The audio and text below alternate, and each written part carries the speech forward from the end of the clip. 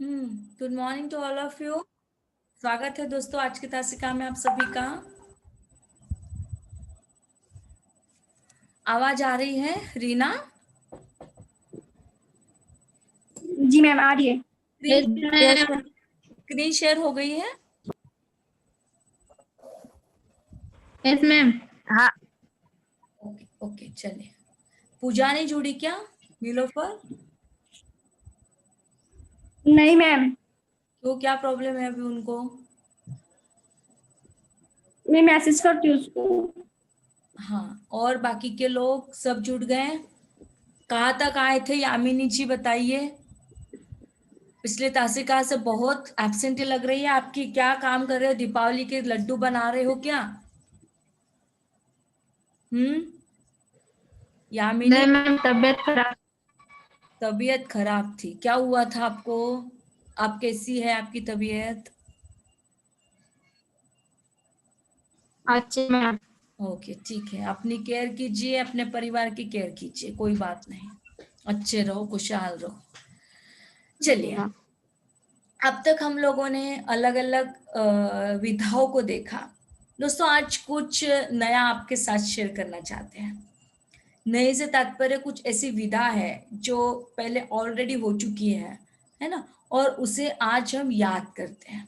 होता है क्या रे ऐसे आपके साथ भी कि जो बीती हुई घटनाएं हैं, बीती हुई घटनाओं को आप लोग याद करते हो, चाहे वो बीते हुए पल हो, चाहे आपके पुराने दोस्त हो, क्या आप उनको याद करते हो?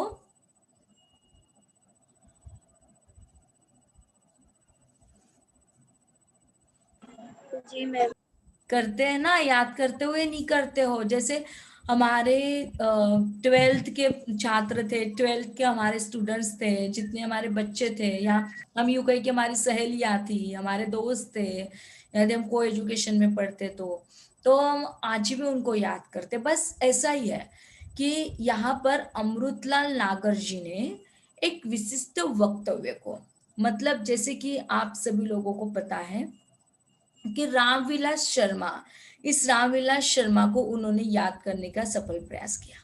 अब देखिएगा कि जब रामविलास शर्मा और उनके साथ में आने वाले जितने भी लोग थे, उन सभी को परिमार्जित रूप पर एक आदर्श रूप में अमृतलाल नागर जी ने देखा, तो यह अमृतलाल नागर जी अपने आप में एक विशिष्ट पूर्ण स्थान रख पाए।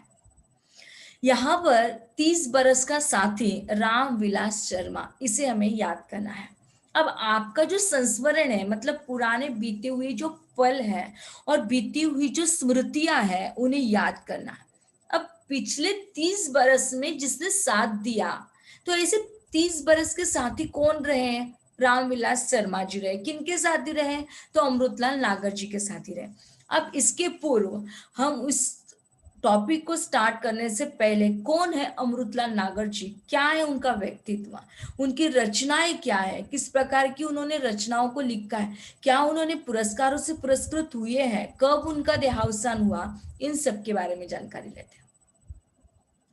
नीलोफर, आपको स्क्रीन शेयर हो गई है बेटा? जी मैम। दिखाई दे रहा है सभी को? जी मैम, दिखाई दे रहा है। ओके। नीलोफर, यदि पूजा लास्ट मोमेंट तक नहीं जुड़ती है तो आपको स्क्रीनशॉट निकालकर आज का अटेंडेंस हमारे मोबाइल पर डाल देना है बेटा, ठीक है? हाँ ठीक है। जुड़ गई क्या वो? नहीं मैम, क्यों नहीं जुड़ रही है? क्या आपने कॉल किया था उनको? उसका मैसेज नहीं आया। अच्छा ठीक है, हम लोग स्टार्ट करते हैं। अमृतलाल नागर जी का जन्म 17 अगस्त 1916 को गोकुलपुरा, आगरा के एक गुजराती ब्राह्मण परिवार में हुआ। आपके पिता का नाम राजाराम नागर था। आपके पितामह पंडित शिवराम नागर 1895 में लखनऊ आकर बस गए थे। आपकी पढ़ाई हाई स्कूल तक की हुई। फिर अपने स्वाध्याय द्वारा साहित्य, इतिहास, पुराण, पुरातत्व, समाज शास्त्र का अध्ययन किया। बाद में हिंदी, गुजराती, मराठी, बांग्ला, अंग्रेजी पर अधिकार प्राप्त किया। पहले नौकरी किए, फिर स्वतंत्र लेखन, इसके अलावा फिल्म लेखन का भी खासा काम किया। चकल्लस का भी संपादन किया। आकाशवाणी लखनऊ में ड्रामा प्रोड्यूसर भी रहे। मतलब देखिएगा कि जन्म से लेकर उन्होंने कौन कौन सी जगह पर क्या क्या कार्य किया, इस सब की जानकारी हमें मिल रही है। इन शॉर्ट में 1932 से निरंतर लेखन कार्य शुरू किया। शुरुआत में मेघराज इंद्र के नाम से कविताएं लिखी, तस्लीम लखनवी नाम से व्यंग्यपूर्ण स्केच एवं निबंध लिखे, तो कहानियों के लिए अमृतलाल नागर मूल नाम रखा। आपकी भाषा सहज, सरल, दृश्य के अनुकूल, भाषा में मुहावरे, लोकोक्तियां, विदेशी, देशज शब्दों का प्रयोग आवश्यकता के अनुसार किया गया। भावात्मक, वर्णनात्मक, शब्द चित्रात्मक शैली का प्रयोग आपकी रचनाओं में होता है। आपको अनेकानेक पुरस्कारों के साथ भारत सरकार द्वारा 1981 में साहित्य एवं शिक्षा के क्षेत्र में पद्म भूषण से सम्मानित किया जा चुका है। आपको प्रश्न ऐसा पूछा जा सकता है, अमृतलाल नागर जी को शिक्षा के क्षेत्र में कौन सा पुरस्कार दिया गया? पद्म भूषण पुरस्कार। कब दिया गया? 1981 में। इनका निधन 23 फरवरी 1990 को हुआ। 30 बरस का साथी रामविलास शर्मा की रचना में उन्होंने डॉक्टर रामविलास शर्मा के साथ व्यतीत किए गए अपने बहुमूल्य क्षणों पर प्रकाश डाला। अब देखिएगा, 30 बरस का साथी रामविलास शर्मा, ये रचना आपकी यहाँ से स्टार्ट हो रही है। क्या है इस रचना में? तो इस रचना में 30 बरस तक का साथ जिन्होंने दिया, वैसे रामविलास शर्मा और अमृतलाल नागर, इन दोनों का जो कनेक्शन हुआ 30 सालों में, बस वही उसका दस्तावेज है। और उन्हीं की यादों को, उन्हीं की स्मृतियों को पुनः एक बार स्मृति पटल पर आप तक पहुंचाने का प्रयास अमृतलाल नागर जी का है। चलिए दोस्तों, हम लोग ज्यादा समय न गवाते हुए हम लोग सीधे अपने संस्मरण को याद करते हैं और आपके सामने रखने का प्रयास करते हैं। 30 बरस का साथी राम विलास शर्मा, संस्मरण है, याद कर लीजिएगा, अमृतलाल नागर जी का। प्रिय भैयों, तुम्हारे और केदार के सब पत्र पढ़ गया हूं। किसी अंग्रेजी पढ़े लिखे मित्र से पूछना कि इंग्लैंड के 2-3 तो बहुत है साहित्यकारों के नाम ले जिनकी दोस्ती सचमुच की दोस्ती, मैच खत किताबत वाली नहीं। साहित्यकारों की दोस्ती साहित्यकार और उसके भक्तों की नहीं, उसके साहित्यिक जीवन के आरंभ से लेकर 30 साल तक एक बार भी जूतम पैजार और मुंह फैला फुलोवल के बिना बनी न रही हो, वरन गढ़ियाई हो। यहाँ भी अंग्रेजी फोकस हुए। देखिए, यहाँ पर एक ऐसी दोस्ती के बारे में प्रश्न चिन्ह किया जा रहा है दोस्तों, और दोस्ती भी कैसे है?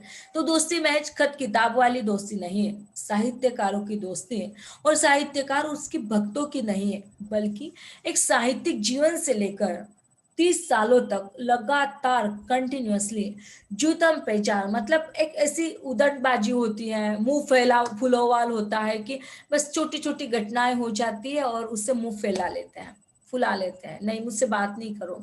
तो ऐसा न हुआ हो, तो ऐसे 30 बरस तक जिन्होंने उस दोस्ती को अपनाया, तो ऐसी दोस्ती के लिए, ऐसी मित्र के रूप में क्या कोई है ऐसा मित्र? तो प्रिय भाइयों, तुम्हें, तुम्हारे और केदार के सब पत्र पढ़ गया हूं। तो इस प्रकार के पत्रों की चर्चा यहाँ पर होने जा रही है। डॉक्टर के पुराने पत्रों को संजो कर बैठा हूँ। सन 40 से लेकर 64 तक के पत्र, लिफाफे, पोस्ट कार्ड। अब यहाँ पर मैं आएगा, तो मैं से तात्पर्य अमृतलाल नागर जी है, मैं खुद नहीं हूँ, ध्यान में रखिएगा। डॉक्टर के पुराने पत्रों को संजो कर बैठा और सन 39 से लेकर 64 तक पत्र, लिफाफे, पोस्ट कार्ड और अंतर्देशीय पत्र के कागजों पर लिखी गई चिट्ठियों की नुमाइश लगी। भांति भांति के सिरनामे छपे कागज, Bal Sahitya Sangh Lucknow, Canning College Athletics Association Lucknow, Hindi Sahitya Sabha Lucknow, Ramvilas Sharma MA PhD Department of English Lucknow University अंग्रेजी में छपा था। उच्चृंखल और समालोचक मासिक आगरा के कागजों पर उनके विभिन्न निवास स्थानों के पते अंकित हैं। कैलाश चंद्र दे लेन, मकबूलगंज, सुंदर बाग, लखनऊ के पते, बाकी आगरे के ठिकाने हैं। Bank House, Civil Lines, Shiv Sadan, Swadeshi Vimanagar, Mehta Bhavan, Wazirpura, Balwant Rajput College Agra, RB Sharma MA PhD Lucknow, head of the Department of English RB College Agra, Gokulpura, Madiya Katra, Ashoknagar और 30 न्यू राजा मंडी, यहाँ आकर पता स्थायी हो जाता है। यहाँ तक हमारे ये जो रामविलास शर्मा है इतने जगह पर काम कर चुके हैं। यह रामविलास की अपनी गाड़ी कमाई की बनवाई हुई पुख्ता आलीशान बागीचादार कोठी है, जिसके ऊपरी छज्जे की बेल को देखकर मैंने उस मकान का नाम दुपल्ली टोपी रख दिया। हालांकि रामविलास ने उसे स्वीकार नहीं किया। दुपल्ली टोपी का मतलब क्या होता है कि अब इतने घर कॉलेज को बनाते बनाते अब हम कहाँ पर आ गए, तो उनकी जो आलीशान बगीचेदार कोठी है और उसके ऊपर ही छज्जे की बेल को देखकर मैंने उस मकान का नाम दुपल्ली टोपी रख दिया, है ना। डुपिक्स होते हैं ना, आपको पता होगा कि डुपिक्स होते हैं। अब कैसे होते हैं कि एक नीचे और ऊपर, ऐसे डुपिक्स। और इन ढेर सारी तिथियों और वर्षों के हुजूम से गुजरते हुए मेरा मन स्मृतियों की नशीली तरंगों से भर उठा, और इन पत्रों के बहाने यादें कहीं कहीं देर तक टिक जाती हैं, और जब उनसे उबरकर अपने वर्तमान में आता हूँ तो लगता है कि विकास की अटूट परंपरा से जुड़े रहने के बावजूद मैं किसी दूसरे जन्म में आ गया हूँ। अधेड़ उम्र, उसकी जिम्मेदारियां, सुख दुख, थोड़ी देर के लिए सब भूल गया हूँ। अब चलते हैं, अब हम लोग आगे बढ़ते हैं दोस्तों, कि अब हम फिर से एक बार रामविलास शर्मा के घर पर जाते हैं और वहां पर क्या देखते देखिएगा। अधेड़ उम्र, उसकी जिम्मेदारियां, सुख दुख, थोड़ी देर के लिए सब भूल गया। 19-20 बरस की लड़काई उम्र में अपने दिन देखने लगा। अब 19-20 की लड़काई उम्र मतलब उस उम्र की बात हम लोग कर रहे हैं कि जहां पर 19-20 की हमारी कच्ची उम्र होती है। लखनऊ विश्वविद्यालय का छात्र, श्याम वर्ण के छरहरे, पतली रेख से मूछों और कसरती बदन वाले नवयुवक रामविलास शर्मा मेरी ध्यान दृष्टि के सामने इस समय एकदम सजीव मूर्तिमंत होकर खड़े हैं। जहां तक याद पड़ता है, वह सन 34 में झांसी से इंटरमीडिएट पास करके यहाँ पढ़ने आए थे। मेरी उनकी पहली भेंट सन 35 के मार्च महीने में होली के 1 या 2 रोज बाद हुई थी। लखनऊ आने के शायद कुछ ही अरसे के बाद निराला जी से उनकी भेंट हो गई थी। महाकवि रामविलास से बहुत प्रभावित हो गए थे। मुझसे मिलने पर अक्सर रामविलास की प्रशंसा किया करते थे। बड़ा तेज है ये, डॉक्टर बनेगा एक दिन, अपने गुरु सिद्धांत को भी अंग्रेजी में पछाड़ेगा। मेरे मन पर अपरिचित रामविलास शर्मा का रूप छा गया था। एक बार श्री राम रोड स्थित सरस्वती पुस्तक भंडार की दुकान पर बैठा हुआ था। सामने सड़क पर एक साइकिलधारी नवयुवक गुजर गया। दुकान के मालिक श्री रामविलास पांडे ने मुझे बताया कि ये रामविलास शर्मा जा रहे हैं, पर वे मेरे देखते देखते ही आंखों से ओझल हो गए। दोस्तों, ये बात चल रही है सन 1934 के, जब आपका क्या हमारा भी जन्म नहीं हुआ था, तब की बात चल रही है। और उस समय में रामविलास शर्मा, चूंकि वह केवल कितनी 19 और 20 की उम्र के थे, 19 और 20 की उम्र में वो छरवरा नवयुवक कितना सुंदर और प्यारा दिखता होगा। और खास तौर पर वह लखनऊ विश्वविद्यालय में पहुंच चुका है। श्याम वर्ण का छरहरा, पतली रेख सी मूछों वाला, कसरत करता है ऐसा बदन वाला नवयुवक रामविलास शर्मा मेरी ध्यान दृष्टि के सामने एक सजीव मूर्तिमंत रूप में खड़ा हो गया। और वो बड़ा तेज है पढ़ने के लिए, और वो डॉक्टर बनेगा एक दिन, और अपने गुरु सिद्धांत को भी अंग्रेजी में पछाड़ेगा। इस प्रकार का स्टेटमेंट महाकवि निराला के मुख से जब सुनते हैं अमृतलाल नागर जी, तो फिर कहीं न कहीं रामविलास शर्मा के प्यार के चक्कर में वो फंस जाते हैं। उन्हें ऐसा लगता है कि मेरा मोटिवेशन और कोई न होते हुए केवल और केवल रामविलास शर्मा ही हो सकते हैं। सन 34-35 के वर्ष मेरे लिए आसान न थे। मेरे लिए से तात्पर्य कौन आ रहा है अभी यहाँ पर? निराला, रामविलास शर्मा या अमृतलाल नागर? अमृतलाल नागर। वेरी गुड, वेरी गुड, बहुत बढ़िया। 34-35 के वर्ष मेरे लिए आसान न थे। उन दिनों यानी सन 1934 में मैं कुछ उखड़ा उखड़ा अशांत मानव जीवन बिता रहा था। नई उम्र की रंगीन कमजोरियां अपनी राहों पर चोरी छिपे बढ़ रही थी। इस वर्ष में साहित्यिक मित्र मंडली में अधिक उठ बैठ न सका। उस समय तक मेरी अपनी मंडली क्या थी, बड़े बड़े बुजुर्गों के यहाँ जाना, उनकी बातें सुनना, कवि रत्न रूप नारायण जी पांडे या कभी कभी स्वनाम धन्य मिश्र बंधु के यहाँ, अक्सर दुलारे लालजी भार्गव के गंगा पुस्तक माला कार्यालय में, और अधिकतर शामें निराला जी के साथ बीतती थी। अपनी मंडली का आभास मुझे केवल निराला जी के यहाँ पर होता था, क्योंकि समवयस्क प्रतिभाशाली नवयुवक उनके यहाँ बराबर आते रहते थे। देखिएगा कि यहाँ पर हमें हमारी दोस्ती किन लोगों के बीच में रखनी चाहिए, इस वाक्य से, यहाँ के परिचय से हम सभी लोगों को पूरा क्लियर हो जाता है कि उस उम्र में भी वो कहाँ पर जाते थे, किस उम्र की रंगीन कमजोरियां अपनी राहों पर चोरी छिपे बढ़ रही थी। तो ये जो रंगीन कमजोरियां होती थी वो कहाँ पर थी, मतलब साहित्यिक मित्र मंडली में वो अधिक उठ बैठ न सका। उस समय तक मेरी अपनी मंडली क्या थी, बड़े बड़े बुजुर्ग के यहाँ पर जा रहे थे, उनकी बातें सुन रहे थे, रूप नारायण जी पांडे या स्वनाम धन्य मिश्र बंधुओं के यहाँ पर। मिश्र बंधुओं ने बहुत बड़ा इतिहास रचा है, शायद आपको पता होगा या नहीं मुझे नहीं पता, लेकिन हिंदी साहित्य का इतिहास का गठन करने में मिश्र बंधुओं का बहुत बड़ा हाथ रहा। तो ऐसे मिश्र बंधुओं के घर पर वो भी जाया करते थे। दुलारे लाल जी भार्गव की या गंगा पुस्तक माला कार्यालय में अधिकतर शामें निराला जी के साथ बीतती थी। निराला जी को आपने देखा होगा, पढ़ा होगा, मुझे नहीं पता, लेकिन महाकवि निराला अपने नाम के अनुरूप ही निराले हैं। उनके काव्य को पढ़िएगा, बड़ा मजा आता है जब उनके काव्य को पढ़ते हैं, और खास तौर पर उनके उपन्यासों को, उनके राम की शक्ति पूजा, ये जो उनका काव्य है बहुत ही सुगठित है, बहुत अच्छा लगता है जब हम पढ़ते हैं उसे, बड़ा रोमांचकारी है, बड़ा मजा आता है उसे पढ़ने में, बड़ा मजा आता है राम की शक्ति पूजा में, उसे जरूर पढ़िएगा। तो इस प्रकार के प्रतिभाशाली नवयुवक के यहाँ पर वो बराबर आते जाते थे। और यहाँ तक क्लियर हो गया बेटा आपको? Yes ma'am. Yes ma'am. आगे, यस मैम। आगे बढ़े, आपकी इच्छा है तो, आपकी आज्ञा हो। Yes ma'am. हाँ, यस मैम।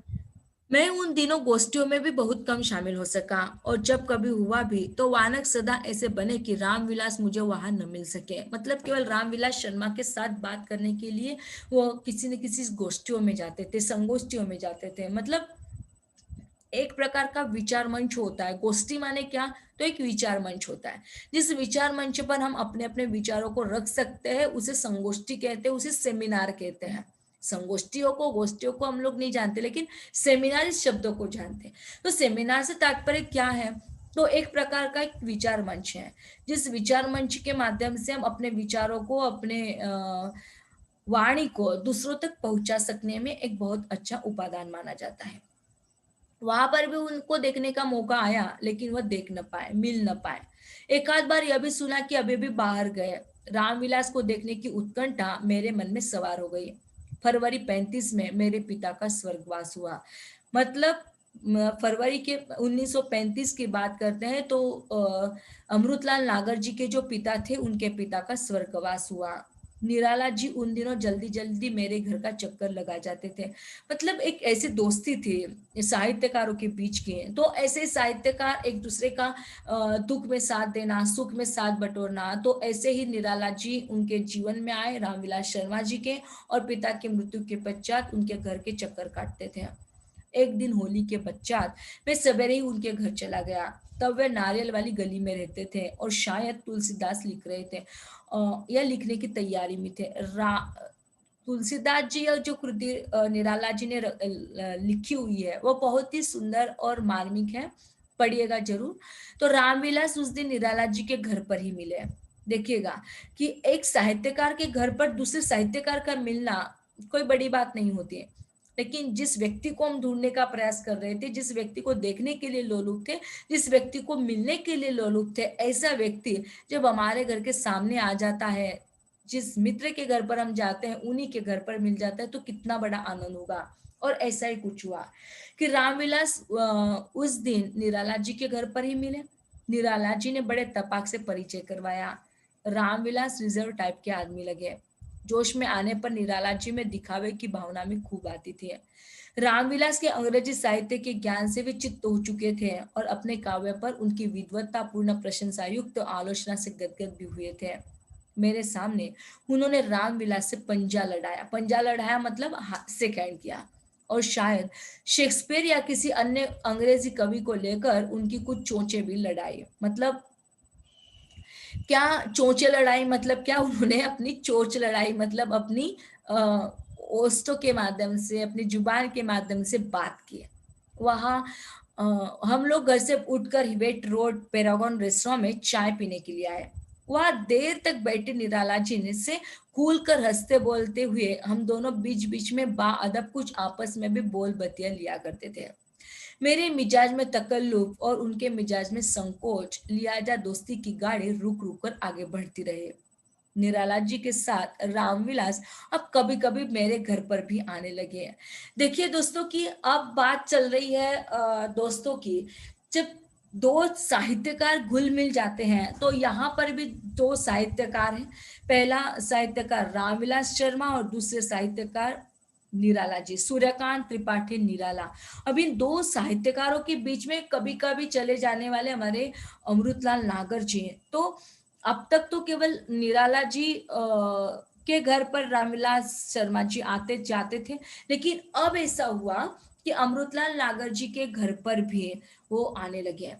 और निश्चित ही तौर पर जब अमृतलाल नागर जी के घर पर रामविलास शर्मा का आना जाना शुरू हो गया तो दिल में तो मुस्कुराहट होगी, दिल में तो राहत होगी कि चलो इतना बड़ा साहित्यकार हमारे घर पर भी आ रहा है।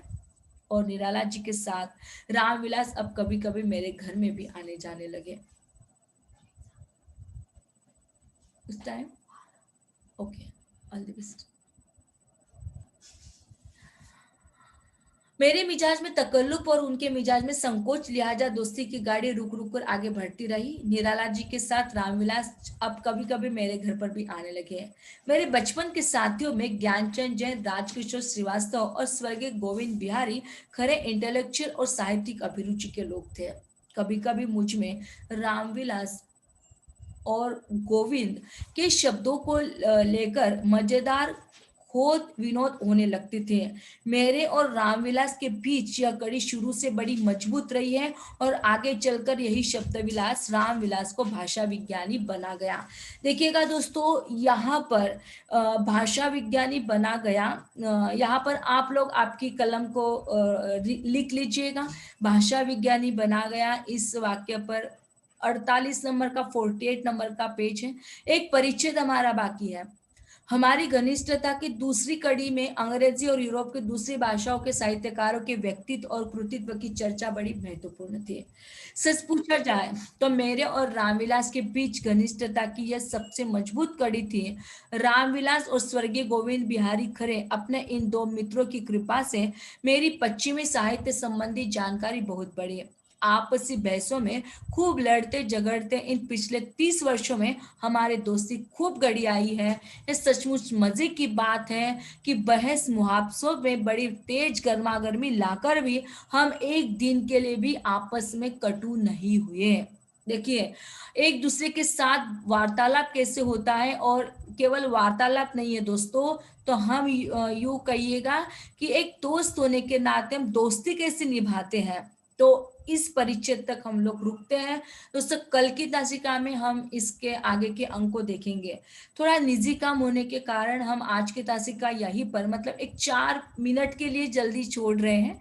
10:26 हुए हैं और 10:26 के पश्चात हमारी तासिका बहुत ही जल्द समाप्त होगी, लेकिन अभी इस जगह पर हम विराम लेते हैं और कल की तासिका में मिलेंगे। लेकिन इसके पहले नीलोफर पूजा यदि नहीं जुड़ी है तो आपको आज का स्क्रीनशॉट निकालकर बहुत ही जल्द व्हाट्सएप। जी मैम, पूजा शर्मा मैम। जुड़ी है पूजा? पूजा जुड़ी हो आप? हाँ यस मैम। हाँ पूजा, आपको स्क्रीनशॉट ले लेना है बेटा और वो डाल देना है। और 48 नंबर का पेज याद कर लीजिएगा। 48 पेज तक हम लोग आए हैं। हम लोग सीधे कल की तासिका में सन 1948 से लेकर मैंने साप्ताहिक पत्र चक्कलस का आरंभ किया, यहाँ से स्टार्ट करेंगे। हम लोग कल की तासिका में मिलेंगे। तब तक के लिए धन्यवाद, बाय। yes, ma'am.